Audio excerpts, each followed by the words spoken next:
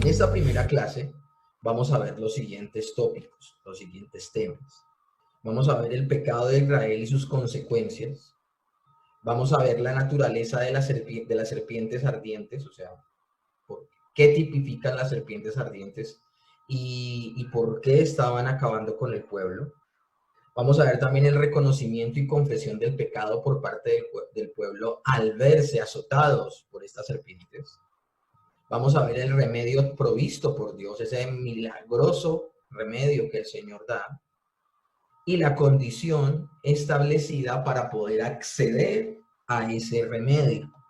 Dentro de 8 días vamos a ver el resultado de la aplicación personal del remedio divino. Vamos a ver el peligro de caer en la idolatría. Vamos a ver cómo ellos luego de esto que sucedió marcharon hacia la bendición prometida, hacia la tierra prometida. Y todo esto con miras de ver a nuestro Señor Jesucristo allí. Todos los pasajes que vamos a estar leyendo están basados en Números 21, del 4 al 9. Ahorita lo vamos a leer posteriormente. Pero también vamos a estar sacando información bíblica de Isaías, de Juan. Encontramos en este pasaje del libro de Números el tipo más gráfico y el más estrechamente relacionado con nuestro Señor Jesucristo. Esta tipología de la serpiente de bronce, nosotros no tenemos que entrar de manera minuciosa a descubrir en el Antiguo Testamento que habla acerca del Señor Jesús, porque el propio Señor Jesús nos enseñó la conexión antitípica de sí mismo con la serpiente de metal levantada por Moisés en el desierto, siguiendo el mandato de Dios. El mismo Señor Jesucristo dice que así como fue levantada la serpiente de bronce en el desierto, así el hombre, el Hijo del Hombre, será levantado para salvar a muchos. Entonces vamos a ver que el paralelismo entre estos dos eventos, la serpiente de bronce y la crucifixión de nuestro Señor Jesucristo, son obvios. Aquí tenemos una gloriosa, entonces, exposición del Evangelio desde una historia del Antiguo Testamento. Vamos a leer precisamente lo que dice Números 21, del 4 al 9. Dice así la bendita palabra del Señor. Partieron después del monte de Hor, camino del Mar Rojo, para rodear la tierra de Edom. Y se desanimó el pueblo por el camino. Y habló el pueblo contra Dios y contra Moisés. ¿Por qué nos hiciste subir de Egipto para que muramos en este desierto? Pues no hay pan ni agua, y nuestra alma tiene fastidio de este pan tan liviano. Y Jehová entre el pueblo, envió Jehová, de entre el pueblo, serpientes ardientes que mordían al pueblo, y murió mucho pueblo de Israel. Entonces el pueblo vino a Moisés y dijo: hemos pecado por haber hablado contra Jehová y contra ti. Ruega a Jehová que quite de nosotros estas serpientes. Y Moisés precisamente oró por el pueblo. Y Jehová dijo a Moisés: hazte una serpiente ardiente y ponla sobre un asta, y cualquiera que fuere mordido y mirare a ella, vivirá. Y Moisés hizo una serpiente de bronce y la puso sobre un asta, y cuando alguna serpiente mordía a alguno, miraba a la serpiente de bronce y vivía. Amén. Amén. Y como primer punto vamos a meditar en el pecado de Israel y sus consecuencias. Estamos viendo ahí en Números 21, del 4 al 6. Aquí vemos nuevamente al pueblo, abatido por el desánimo durante aquella etapa del viaje.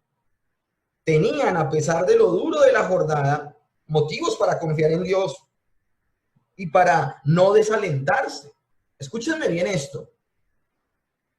A pesar de que fuera muy duro el desierto y a pesar de las jornadas, tenían ellos más motivos para confiar en Dios que para desalentarse. Pero como lo hemos visto con el maná, como lo hemos visto con el agua que salió de la peña, siempre hemos visto a un pueblo que constantemente se quejaba.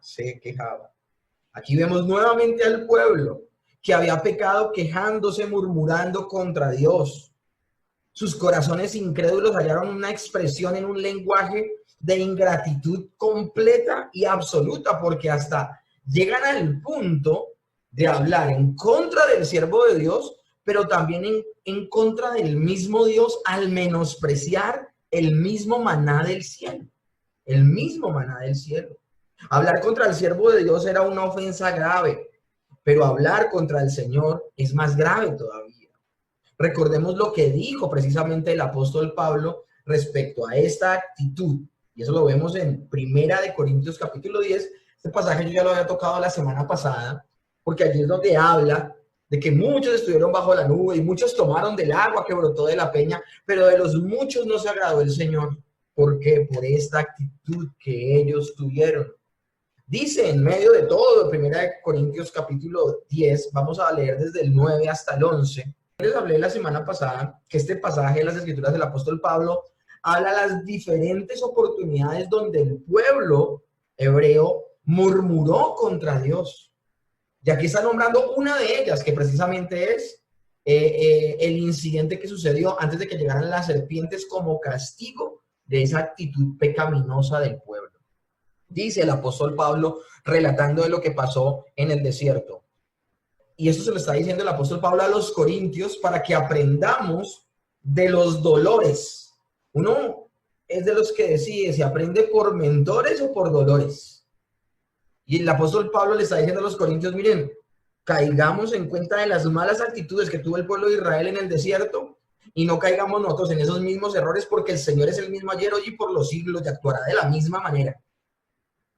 Entonces el apóstol Pablo dice de la siguiente manera a los corintios: ni tentemos al Señor como también algunos de ellos le tentaron y perecieron por las serpientes, ni murmuréis como algunos de ellos murmuraron y perecieron por el destructor. Y estas cosas les acontecieron como ejemplo y están escritas para amonestarnos a nosotros, a quienes han alcanzado los fines de los siglos. El mismo apóstol Pablo está diciendo que nosotros debemos aprender de esta situación tan terrible que vivió el pueblo de Dios. De esta manera los hijos de Israel desconfiaron lamentablemente de la bondad y el amor de Dios, desdibujaron su carácter y hablaron en contra suya.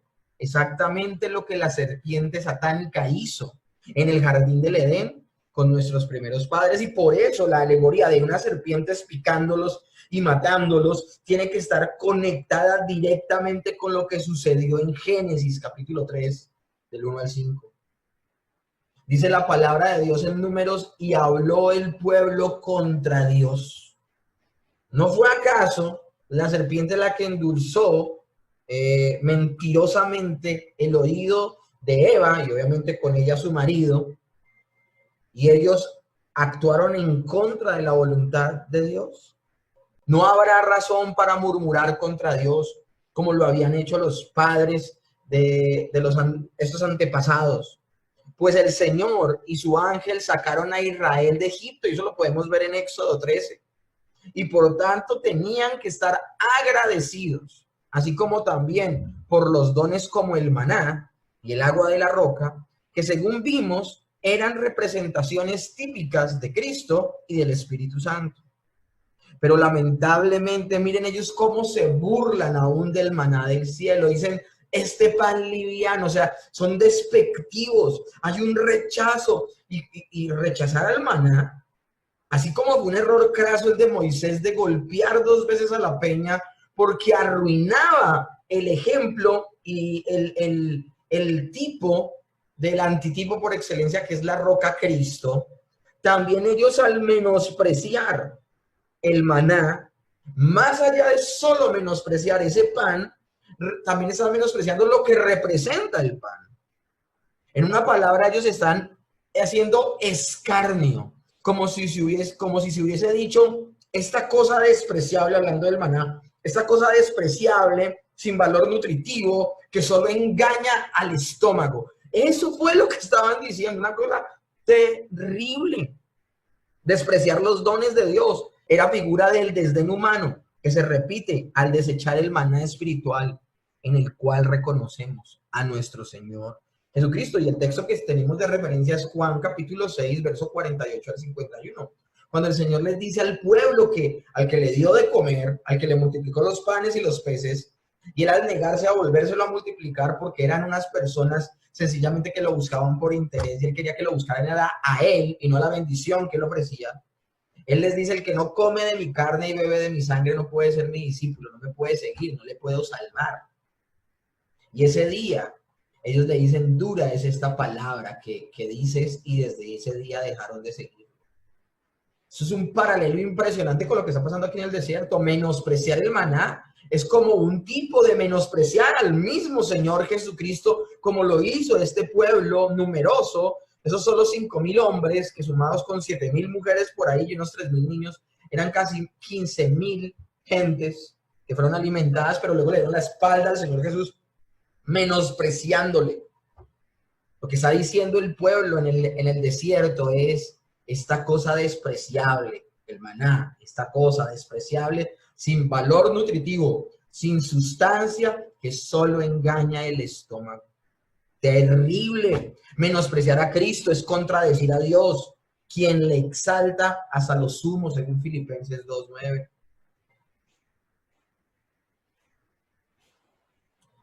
Ahora, no tenemos de qué asombrarnos con esto que está sucediendo. La naturaleza humana corrompida por el pecado será siempre la misma. Y por eso muchos perecieron mordidos por la serpiente. Todos ellos habían pecado y merecían morir. La mordedura fatal de aquellas serpientes es un adecuado emblema o significado de la muerte inevitable como la paga del pecado, como dice Romanos 6:23, porque la paga del pecado es muerte, mas la dádiva infinita y gratuita del Señor es vida eterna. La serpiente satánica nos ha mordido a cada uno de nosotros. Por su veneno somos mordidos por nuestros propios pecados. Como consecuencia, todos padecemos la muerte espiritual y física. Y de ahí que cada ser humano en su estado natural, antes de haber nacido de nuevo, manifiesta el efecto mortal del pecado y está sin Dios y sin esperanza en el mundo, como dice Efesios 2:12. ¿Cuáles son las consecuencias de nuestra naturaleza caída, de nuestra naturaleza que heredamos de Adán?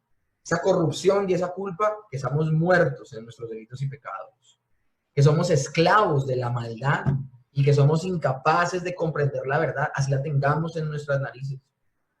Aún el mismo Nicodemo, con toda su dignidad humana, como maestro religioso de Israel, había sido mordido por la serpiente del pecado, pues el Señor dirigió su mirada hacia el objeto levantado por Dios para su salvación. Es allí donde el Señor exclama y dice que como fue levantada la serpiente de bronce en el desierto, a Nicodemo, sería necesario que el Hijo del Hombre fuera levantado.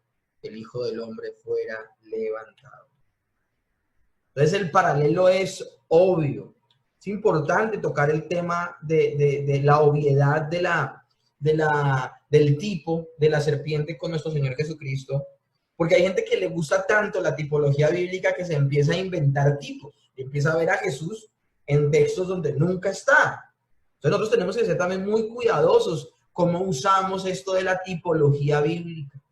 Nosotros nos apoyamos en este estudio, yo me apoyo en este estudio de varios textos, apoyándome de la teología histórica y dejando de lado la nueva interpretación o las novedades o ese yo veo. Y es que a mí me parece, esto no lo ha visto nadie, pero yo veo esto. No, somos ortodoxos, soy ortodoxo y me guardo solamente de poder exponer lo que bíblicamente, históricamente se ha exaltado acerca de los tipos. Es importante tener esto en cuenta. Ahora, hablemos de un segundo aspecto, de la naturaleza de las serpientes ardientes. El verso 6, perdón, acá dice 66, pero 6. Y Jehová envió entre el pueblo serpientes ardientes que mordían al pueblo y murió mucho pueblo. Ahí hay que hacer una corrección en la diapositiva.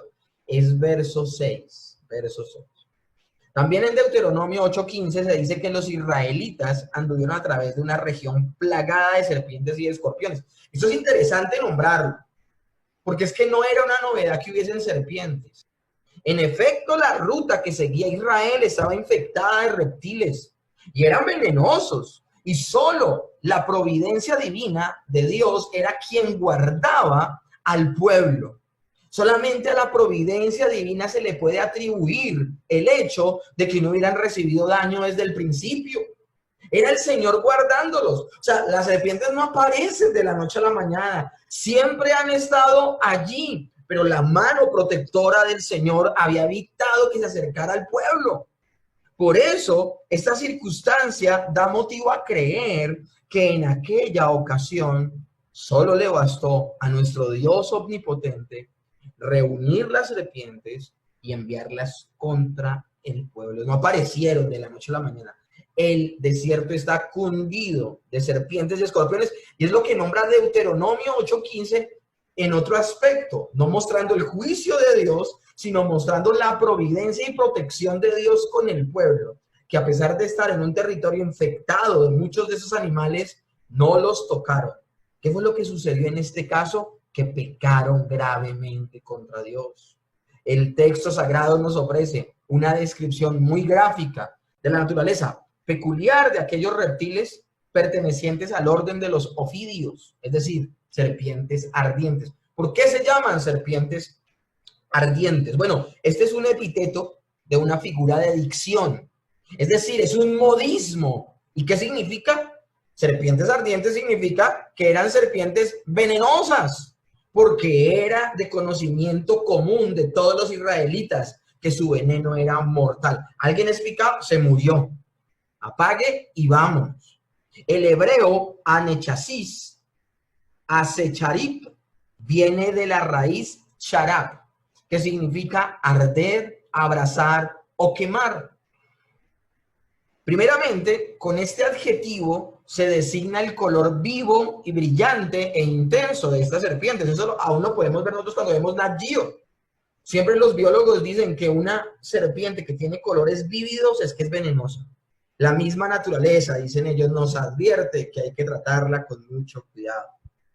Entonces, el intenso brillo de las serpientes anunciaban que eran venenosas, especialmente las moteadas con manchas, las de colores más llamativos. Presentan una apariencia muy lustrosa, muy evidente, muy exaltada, y las que tienen manchas amarillas o también oscuras se asemejan al bronce o al cobre, dándoles una tonalidad rojiza. Todas estas son razones para llamarlas ardientes. Uno, por su apariencia. Dos, por ser venenosas. Pero por amplificación del término, se alude también a su picadura.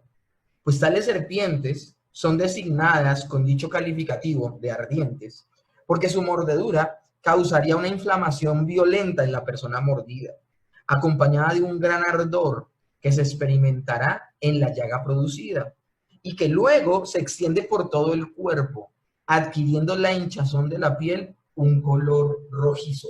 Por todas estas razones se les denominan serpientes ardientes. El que había sido mordido sentía como si su corriente sanguínea se hubiese transformado en oleadas de fuego, pasando por sus venas, y así el veneno que se esparcía por todo el cuerpo producía una sensación de calor y quemazón, provocando a la vez fiebre intensa y una sed insaciable. De ahí el término serpientes ardientes. Sentían que se quemaban vivos. Esto es una alegoría muy interesante acerca del juicio de Dios. Aquí notamos pues que la mordedura de las serpientes del desierto tenía un parecido sorprendente con el propósito de aquella otra serpiente antigua, la que se nombra en Apocalipsis 12:9 o en Apocalipsis 20.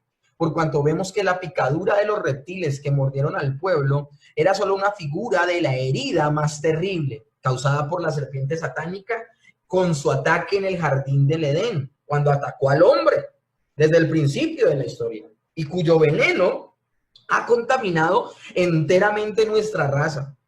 Introdujo en el mundo un estado de perdición humana irremediable, una muerte segura, ya que el aguijón de la muerte es el pecado, según 1 Corintios 15. Además, el pecado que habían cometido los israelitas, en este caso de Números, era una calumnia contra la providencia divina. Y la calumnia nos sugiere la mordedura de una serpiente. Miren eso tan interesante. Ellos empiezan a poner en tela de juicio la protección de Dios, la protección providencial de Dios. Al decir que el Señor no se preocupa por ellos, que ni siquiera les da un alimento que valga la pena. Y el Señor dice, o sea que yo no los protejo, yo no los defiendo, yo no los cuido. Bueno, y es como si Él se retirara del escenario y comenzaran las serpientes a actuar en su naturaleza, atacando al pueblo. Si hasta ese momento las serpientes no atacaban al pueblo, no es porque ellas no fueran salvajes, no porque ellas no tuvieran ese instinto natural de picar, sino porque estaba la protección de Dios que impedía que la serpiente les picara. No es extraño que el calumniador infernal siga contagiando con su veneno corruptor para desviarnos de nuestra fidelidad al Señor. Una persona no murmura contra el Señor porque sí. La palabra de Dios dice que la lengua es alimentada por el mismo infierno e hincha la rueda de la creación, en el libro de Santiago. Una cosa terrible lo que sucede acá, que ellos se levanten a murmurar contra Dios, por eso viene el castigo. Un castigo implacable y terrible. Ahora, tercer punto de nuestro estudio del día de hoy. Ellos reconocen y confiesan su pecado. Verso 7, aquí ya está bien la diapositiva. Verso 7. Entonces el pueblo vino a Moisés y dijo, hemos pecado por haber hablado contra Jehová y contra ti. Ruega a Jehová que quite de nosotros estas serpientes. Y Moisés oró por el pueblo. Un sincero pesar y arrepentimiento, nacidos de una conciencia compungida, es obra divina en el alma. Conduce al pecador a juzgarse a sí mismo y hace que nos volvamos hacia aquel contra quien hemos pecado. Cuando en Hechos capítulo 2, el apóstol Pablo confronta fuertemente al pueblo y les dice, ustedes crucificaron, mataron, entregaron al Señor a los gentiles y por mano de ellos y de ustedes murió en la cruz del Calvario. Ellos compungidos, ellos muy tristes, ellos completamente afligidos al entender su pecado, le dicen a Pedro, ¿qué tenemos que hacer? Y él les dice, arrepiéntanse. Yo les digo una cosa, hay gente que enseña por allí, cuando predica el evangelio, que solamente el Señor murió por los que se arrepienten. Y yo les digo una cosa, mis hermanos, eso podría ser una lectura incorrecta. No estoy diciendo que no sea el arrepentimiento un factor importante. Estoy diciendo que el arrepentimiento no es una condición previa para que el Señor haya muerto por ti. Yo no puedo predicar y decir que yo tengo que hacer algo previamente y por esas razones que el Señor murió por mí. Yo no puedo decir eso. No puedo decir que yo hice algo previamente para que el Señor haya actuado a favor de mí, porque eso es una salvación por obras. Quiero que vean este cuadro de Hechos capítulo 2 y esta gente después de esa confrontación tan fuerte de Pedro, que digan arrepentidos, ¿qué tenemos que hacer? Pues muy compungidos, muy adoloridos por su pecado, ¿qué tenemos que hacer? Que el apóstol Pablo les haya dicho arrepiéntanse y ellos se hayan arrepentido. Yo pregunto algo, ¿el Señor desde qué momento está actuando en ellos? ¿Desde el momento en que se arrepienten? ¿O el Señor ya está actuando en ellos desde que Pedro está predicando y los está confrontando y con la confrontación ellos tienen convicción de pecado? El punto al que voy es este. Si el pueblo que estaba allí en el desierto se arrepintió de haber murmurado contra Dios, eso significa que el arrepentimiento solo lo pudo haber traído el Señor a su vida. Y si nosotros sumamos, escúchenme bien, si nosotros sumamos que esa serpiente de bronce, que más adelante ellos van a ver y se van a sanar, representa a Cristo, está hablando de una fe genuina de ellos con respecto a la manera en que el Señor estableció salvarles.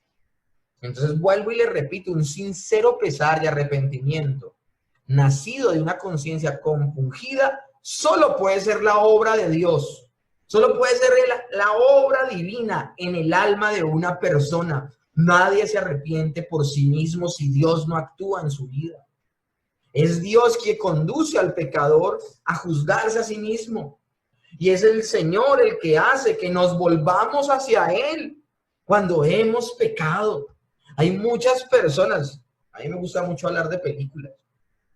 Hay películas que no sé si ustedes las han visto, que la persona mala, mala, re mala, mejor dicho, una persona perversa, antes de morir, tiene la oportunidad de reflexionar, ¿no? Casi siempre es un edificio altísimo, le está dando la mano el protagonista que tiene un corazón sincero y un corazón bueno, contrario al de él, y le da la mano como diciendo, eres malo, pero te voy a salvar. Esta persona mala en esas películas cliché se suelta. Él prefiere morir en su maldad y se suelta y cae del gran edificio. Algo así sucede con la raza humana, mis hermanos. A veces pensamos que hay gente buena y gente mala. No, todos somos malos. Y todas las personas, escúchenme bien, sin la intervención divina, sin la intervención de nuestro Dios, no nos arrepentimos. Preferimos ser ese antagonista de la película que prefiere morir en su ley, que prefiere morir sin cambiar. Y siempre terminan con esta frase, nos vemos en el infierno, y se sueltan. Eso es terrible. Pero por eso es que es necesario que el Señor actúe en nuestras vidas.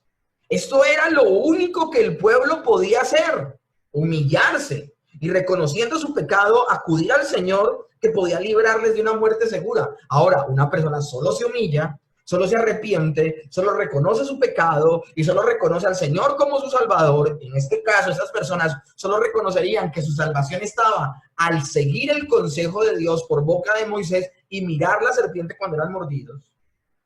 Pero todo esto sucede solo con la intervención divina que le permite a las personas creer, humillarse, reconocer y ser dependientes de Dios. Una persona natural no puede tener nada de esto porque hace parte del fruto del Espíritu Santo en su vida.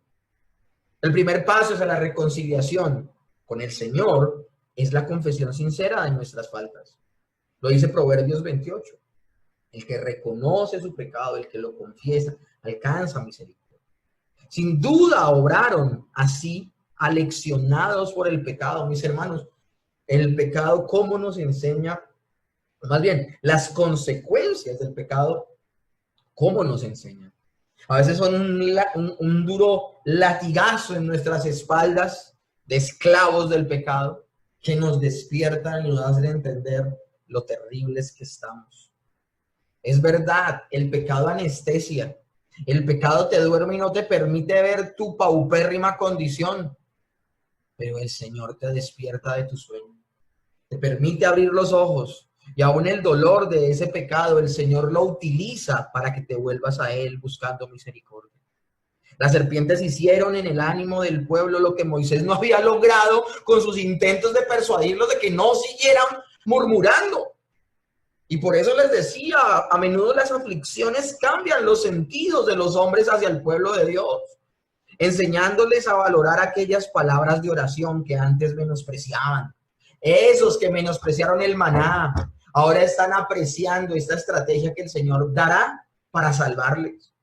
Y ellos le dicen, porque miren, antes de que se construya la serpiente, esto es interesantísimo, antes de que se construya la serpiente, por consejo de Dios, de mano de Moisés, lo interesante es que el pueblo está tan arrepentido de sus acciones que le pide a Moisés, aquel que querían apedrear, aquel que cuestionaban como siervo de Dios, aquel que querían, con el cual querían acabar, al cual querían destruir porque le echaban la culpa de servir a un Dios implacable que los había hecho morir, a venir al desierto para dejarlos allí sepultados de hambre, de sed, de calor. Ese mismo pueblo murmurador, ahora miren cómo habla. Ruega a Jehová que quite de nosotros esas serpientes. Y Moisés oró por el pueblo. Y él lo dice segunda de Crónicas 7:14, si se humillara mi pueblo, sobre el cual mi nombre es invocado, y oraren y buscaren mi rostro, y se convirtieren de sus malos caminos, entonces yo iré desde los cielos, y perdonaré sus pecados, y sanaré su tierra. Dios no echa fuera al que viene a él. Al que viene a Él, el Señor no lo rechaza. Ahora, vuelvo y se lo repito como lo hago con el arrepentimiento. Aunque es el pueblo el que le está clamando, a Moisés que abogue por ellos, que intercede por ellos, que medie por ellos ante el Padre, ante el Señor Todopoderoso, eso no significa que la iniciativa es del hombre. Si ellos están actuando de esta manera, y por eso es tan importante el principio de que sin vida espiritual no podemos responder positivamente a Dios. Esto es importantísimo. La iniciativa siempre es de parte de Dios. Si el pueblo está tan dispuesto a buscar de Dios, es porque Dios ha sensibilizado sus corazones al darles vida espiritual. Miren, la palabra de Dios dice que Él es el que produce en nosotros, en su pueblo, el querer como el hacer por su buena voluntad. Los decretos divinos tienen su origen en la soberanía de Dios. Dios ya sabía lo que iba a hacer. ¿Ustedes creen que el Señor se ingenió la serpiente de bronce y dijo, ¿cómo salimos de ese problema? Pues creemos una serpiente. Si lo vemos de esa manera, si lo vemos en tiempo real, que el Señor se sentó a planear, eso quiere decir que uno, el Señor no lo sabe todo, que dos, está aprendiendo, y tres, que actúa por reacción, que no es activo, sino reactivo. Y Dios no es así. Dios nunca actúa como reacción a lo que sucede con sus criaturas. Él actúa por decreto. Él desde antes de la fundación del mundo decretó todo lo que iba a suceder. De hecho, él ni siquiera lo tomó por sorpresa la murmuración del pueblo, pero sí lo ofendió profundamente. Juan 6, del 37 al 44, nos muestra la idea que expresa el original, que trata de un arrastrar suave por persuasión, no por imposición, a la persona que se encuentra en pecado. Este arrastrar es suave y se entiende como la acción iluminadora del Espíritu Santo en la persona que hasta ese momento ha estado muerta en sus delitos y pecados, pero por la acción del Espíritu Santo es convencida de su mal estado y se le motiva a que voluntariamente busque al Señor. Eso significa en Juan 6:37, los atraeré a mí mismo. La palabra original de ese los atraeré a mí mismo es los arrastraré. Quiero que nos saquemos de la cabeza la idea de que la persona no quiere ir a Dios y el Señor la tiene que traer arrastrada. No. Es que a esa persona se le cambia su principio rector en su corazón cuando el Espíritu Santo viene sobre su vida. Cuando el Espíritu Santo viene y habita dentro del creyente, el principio rector que ha guiado a ese creyente que antes era incrédulo, cuando era incrédulo, su brújula, su principio rector era el amor al pecado. Y por eso siempre lo conducía al pecado. Y ahí difícilmente se arrepentiría, sino que buscaría todos los días su pecado. Pero cuando una persona nace de nuevo, es decir, el Espíritu Santo habita dentro de él, su principio rector ya cambia, porque es el amor de Dios. Su brújula es el Espíritu Santo. Esta persona ya tiene la capacidad de amar a Dios porque tiene vida espiritual. Dios mismo habita dentro de él. Su corazón de piedra ha sido cambiado por un corazón de carne. Y el Señor lo impulsa a buscar de él. Eso significa arrastrar. Entonces, mis hermanos, acá es claro que es necesaria la obra de gracia de Dios para creer en Cristo. Es importantísimo tener a Cristo dentro de nosotros para poder creer en Cristo. ¿Y quiénes son los dados por el Padre al Hijo? Esa pregunta sería muy buena, es decir, los elegidos. Los versículos de Juan 6, 37 al 40 identifican claramente a los escogidos. Estos son dos grandes textos que iluminan la doctrina de la elección. Todo aquel que ve al Hijo, no dice algunos, todo aquel que ve al Hijo es el que Dios da a Cristo. Dios acepta a todos los que aceptan a su Hijo. Mis hermanos, nadie puede aceptar a Jesús como su Señor y Salvador si Dios no le ha dado vida. Si Dios no le ha dado vida a una persona, esa persona no puede creer en Jesús. Es la mayor lección, la mayor señal de que una persona es elegida es que cree en Jesús. Esa es la mayor señal. Por eso, desde el lado humano, nosotros tenemos una gran responsabilidad. A las personas se les va a predicar el Evangelio. Todos escucharán el Evangelio. Todos escucharán las buenas nuevas. Estoy hablando de esta época desde el Señor Jesús para acá, ¿no? Todas las personas que vivieron antes del Señor Jesucristo y antes de que los apóstoles se les predica, tuvieran la oportunidad de salir a hacer la gran comisión y predicar en el Evangelio, todas esas generaciones se perdieron sin haber escuchado nunca el Evangelio. Ahora, ¿se pierden por haber no escuchado el Evangelio? No, ellos no se pierden por no haber escuchado el Evangelio, se pierden por sus malas obras, porque sabiendo hacer lo bueno no lo hacen. Ese es el punto. Pero desde el Señor Jesús para acá, una de las señales antes del fin es que el Evangelio será predicado en todo lugar. O sea, esto es importantísimo para que el Señor vuelva a venir, que el Evangelio se predique en todo lugar. Las personas escucharán el mensaje. Y hay personas que escucharán el mensaje y no responderán positivamente a ese mensaje. ¿Por qué? Porque están muertos en sus delitos y pecados y se deleitan en su pecado y son responsables y culpables de su pecado porque ellos en su conciencia saben hacer lo bueno y no lo hacen. Entonces el hombre es muy responsable. La predicación pública y universal llena de responsabilidad a las personas de tomar una decisión por Dios. Ahora, la palabra responsable viene del verbo responder. Y aquí interviene la obligación moral de ser consecuentes con el llamado del Evangelio. Mis hermanos, una buena noticia como el Evangelio, hombre, cualquier persona la aceptaría. Pero una persona que en principio no acepta su estado caído, no puede aceptar un Salvador porque se sentirá salvo. Entonces, cuando una persona dice creer al Evangelio, lo primero que cree es que su estado es paupérrimo, es terrible. Y que es tan terrible que tiene asegurada la condenación eterna. Y por eso necesita un Salvador.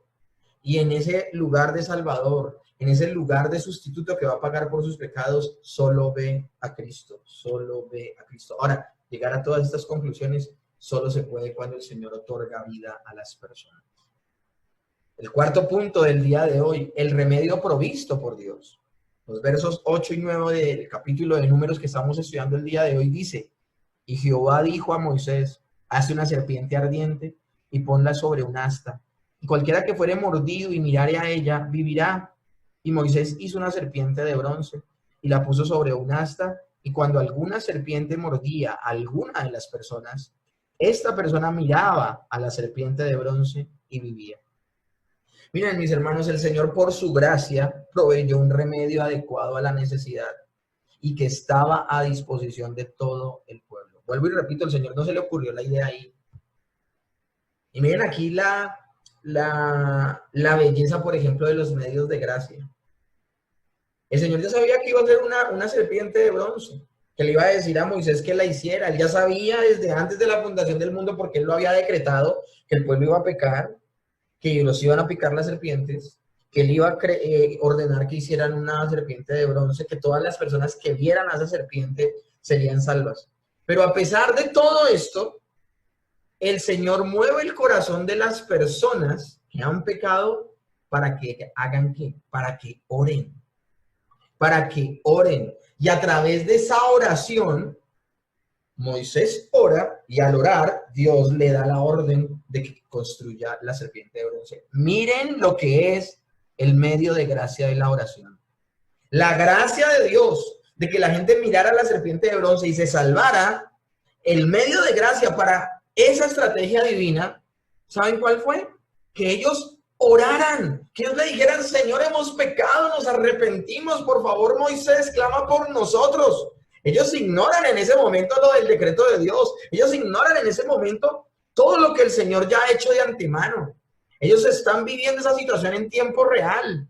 Y en tiempo real se está muriendo la gente. En tiempo real Dios está actuando en sus vidas y los está haciendo compungirse y arrepentirse. En tiempo real se están humillando. En tiempo real y con todo su corazón están orando. Y en tiempo real el Señor, algo que ha decretado desde antes de la fundación, por mano de Moisés lo hace, la serpiente de bronce. Y mis hermanos, qué extraña paradoja. En medio de tantas serpientes, Dios provee otra serpiente.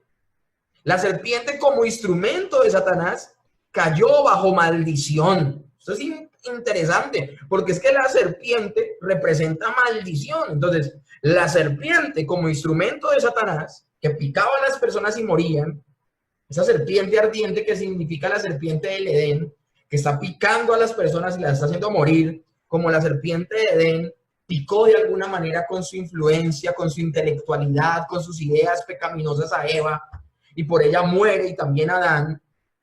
Esa serpiente cae bajo el juicio de Dios con otra serpiente, cae bajo la maldición, y vino a ser de este modo un símbolo de juicio contra el pecado. La serpiente de bronce era un prototipo del Mesías, y el bronce representado en el juicio divino. Según vimos en el altar del tabernáculo, el cobre representa juicio. Ahora, con la analogía que hacía de la serpiente, y con la analogía que hacía de la serpiente de Edén y las serpientes ardientes de acá del desierto, el pasaje que reluce es Génesis 3, 14, 15. Cómo la serpiente induce a Adán y Eva a pecar y mueren por esa razón, espiritualmente. Entra la muerte al ser humano, pero también como en el verso 15 el Señor dice que vendrá uno que le pisará la cabeza a la serpiente, que le pisará la cabeza a la serpiente. Entonces, una serpiente pisando otra serpiente nos habla de cómo el Señor traerá fin a la maldición que trajo la serpiente antigua, que es Satanás y el diablo. Y que la serpiente sea de bronce, precisamente está hablando de una representación del juicio sobre esa serpiente, sobre el mal. Así la serpiente de bronce apunta a Cristo, pues como fue levantado en el desierto a la vista de la congregación, de igual manera Cristo sería levantado para llevar nuestros pecados. Eso lo dice Juan 12:32. Aquella serpiente de metal no se levantó como un objeto de curiosidad para que la miraran los sanos, sino que estaba destinada de un modo especial para que la mirasen todos los que habían sido mordidos por las serpientes. El Hijo del Hombre no vino a llamar a los justos, sino a los pecadores al arrepentimiento. No vino por los sanos, sino vino por los enfermos. Por eso es tan importante en medio del Evangelio predicar la condición en la que se encuentra el género humano, la necesidad de arrepentimiento y volvernos a Dios y encontrar salvación en Cristo. Ahora, todo eso lo hace el Señor. Entonces no tenemos que obviar en el Evangelio hablarles de la condición caída, porque el Señor no vino a sanar sanos. ¿Qué necesidad tiene de sanidad un sano? Ahora, ¿hay sanos en el género humano? En la raza humana, ¿hay alguien que pueda decir que está sano espiritualmente? ¿Que no está enfermo por la enfermedad del pecado? Todo el mundo lo está. Todo el mundo está enfermo, todo el mundo está muerto. Ahora, el remedio provisto por Dios puntualmente. Como Moisés levantó la serpiente, así es necesario que el Hijo del Hombre sea levantado. Qué paralelo tan impresionante. Jesús, el Hijo de Dios, puro y sin mancha, fue hecho pecado por nosotros y fue levantado en la cruz cuando sufrió sobre sí el mismo juicio que nosotros merecíamos. La traducción Reina Valera dice fue hecho pecado por nosotros, pero significaría como que el Señor tuvo alguna relación con el pecado. Y la traducción de la Nueva Versión Internacional me gusta más, porque habla de que legalmente llevó el título de pecado. Eso es lo que significa el texto más bien. Así vemos en la serpiente de bronce prefigurado el sacrificio de Cristo, muriendo por los pecadores como verdadero Salvador. En el verso 9, precisamente de Números, hay un curioso juego de palabras en el hebreo, porque es que eso es interesante. Nashá o Neoshet, la palabra bronce, Neoshet, viene de la misma raíz de serpiente. O sea, la misma raíz para bronce es la raíz para serpiente. Bronce, Neoshet, y serpiente, Nashá. Por lo tanto, simbólicamente aquí tenemos serpiente, que significa el pecado, y bronce, que significa el juicio. Una serpiente de bronce es como el Señor Jesucristo llevó el pecado a juicio. El pecado a juicio. Además, nos dicen los entendidos del tema y de hebreo, que la palabra adivinar es de la misma frase que viene precisamente Nashat o serpiente. Tiene que ver con la magia y las artes ocultas. Pero por otra parte, la serpiente también ha sido relacionada con la medicina, porque a ella se le atribuía determinadas propiedades curativas. Yo no sé si ustedes sabían esto, pero el símbolo de la medicina actual es la serpiente de bronce. Es la serpiente de bronce. Ustedes van a ver, y es un asta y una serpiente enrollada en el asta. Y ese símbolo es un símbolo religioso y derivó en un símbolo de la medicina que todo vehículo que lo tenga, toda persona que lo porte y toda persona que vea ese símbolo, la persona que va a entender que la medicina está cerca. Si está sufriendo alguna dolencia, si tuvo algún accidente, si tuvo alguna situación en la cual esté peligro su vida, la persona que ve ese símbolo dirá, ya llega la ayuda, ya llegó la medicina. Si Dios se hubiese limitado a quitar las serpientes, los mordidos por ellas no habrían sanado, se hubieran muerto por un lado. Pero por eso Él proveyó un remedio que a la vez que restaura a los moribundos, salvaría a los vivos. Salvaría a los vivos. ¿Por qué el Señor no retira las serpientes y ya? ¿Por qué el Señor no vuelve nuevamente en su providencia a proteger el pueblo y que no los piquen más? Si el Señor solamente interviene con su providencia y no permite que los piquen más, los que están enfermos, ¿ya qué? Ya después de la leche derramada, dice el adagio popular, no se puede hacer nada. Los picados no hubiesen pasado, no se hubieran muerto. Se necesitaba de ese símbolo para poder juzgar el pecado de ellos, porque el pecado fue la verdadera razón de que las serpientes vinieran. Pero el mérito no radica en la serpiente de bronce, que era solo un símbolo, sino en el arrepentimiento como requisito divinamente indicado y en la gracia sanadora del Señor. Eso que acabo de leer tiene que estar ligado a lo que acabo de explicar del arrepentimiento y de la gracia. Estamos hablando de que todo el fruto de poderme arrepentir, reconocer, aceptar al Señor, mirar la serpiente, obedecer, todo esto es fruto de que nos ha sido otorgada vida. Sin la vida espiritual, sin estar en Cristo, no podríamos reaccionar de esa manera. Y finalmente, precisamente vamos a hablar de eso, de la condición establecida por Dios. Y Jehová dijo a Moisés, hazte una serpiente ardiente y ponla sobre un asta, y cualquiera que fuera mordido y mirare a ella, vivirá. En este caso, la salud del cuerpo fue ordenada para ser emblema de la salud del alma. El pecado es el resultado de la mordedura de la serpiente satánica en el jardín del Edén, que con los dardos de fuego de la tentación inflama todo nuestro ser para llevarnos a la perdición. El veneno del pecado se introduce en nuestra constitución entera, cuerpo, alma, espíritu. La persona cayó, tanto su parte material como inmaterial fue completamente contaminada. No hay una sola parte del hombre que no haya sido afectado por la caída. El veneno del pecado se introduce en nuestra constitución entera, tanto la parte material como la inmaterial. Entonces la condición impuesta para ser sanado fue prescrita divinamente. La serpiente de bronce, el que mirara a la serpiente de bronce se va a salvar. Moisés podría haber aprendido a hacer tales imágenes de sus parientes forjadores de metales como profesión. O sea, de alguna manera, Moisés pudo aprender el arte de la orfebrería en algún momento con su estancia en Egipto o demás. Acuérdense que él fue criado en una cultura altamente idolátrica. Entonces ya vemos que los obreros que colaboraron en la construcción del tabernáculo eran hábiles artífices en el arte de trabajar el bronce.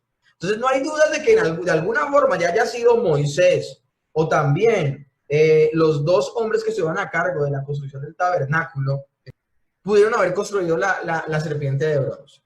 Bezaleel y Aholiab fueron los dos que hicieron todo el mobiliario del tabernáculo. Ahora, asimismo recordemos que uno de los antepasados de nuestra humanidad fue Tubal-Caín. Tubal-Caín significa Tubal el herrero, artífice de bronce y de hierro. Esto está en Génesis 4:22, cuando se habla de la descendencia de Caín, hasta este hombre, Tubal-Caín. Ahora, el término Caín significa adquirido, artífice, obrero, artesano, herrero. Acuérdense que a Caín le ponen Caín, el nombre Caín no es feo, es un nombre muy bonito. Eva ve al niño y dice, por voluntad de Dios he adquirido varón. Por eso significa adquirido. Y esto es interesante porque al decir Eva esto, lo que significa es que Eva, y tanto Adán como Eva, que si ella le está diciendo esto, y finalmente se llamó Caín, fue porque contaba con la aprobación de su marido. Tanto Adán y Eva esperaban en la promesa de que uno que se levantara de la mujer, uno que naciera de la mujer, iba a traer la redención. Ellos dijeron, tal vez pueda ser Caín. Obviamente, pues no fue Caín. Pero aquí estamos viendo como un suministro histórico de que tienen de dónde crear, de dónde hacer, de dónde forjar la serpiente de bronce. El remedio, precisamente, que el Señor puso fue la serpiente de bronce. Ahora, esta serpiente de bronce tiene unas características que producía en la persona que la veía. Era un remedio que estaba al alcance de todos. O sea, la serpiente de bronce estaba en un lugar donde todo el pueblo la podía ver. Era un remedio sencillo. ¿A quién le cuesta ver? Era un remedio eficaz porque efectivamente la persona al ver se sanaba inmediatamente. Era un remedio seguro porque lo había dicho el Señor. Era un remedio que actuaba de manera instantánea y era un remedio suficiente. Ahora, yo no quiero ser tan superficial con todo esto. Lo que pasa es que todos los aspectos de estas características del remedio las veremos en la siguiente clase.